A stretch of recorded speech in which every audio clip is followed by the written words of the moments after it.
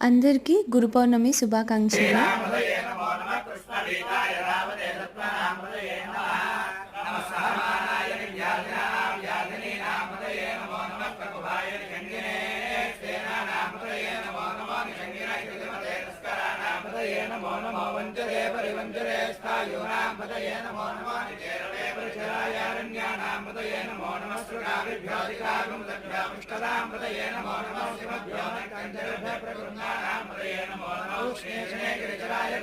గురు పౌర్ణమి సందర్భంగా నాన్న దగ్గర చదువుకున్న కొంతమంది విద్యార్థులు వచ్చి ఆయనకి గురు పూజ చేశారు అండ్ రుద్రపారాయణ కూడా చేశారు.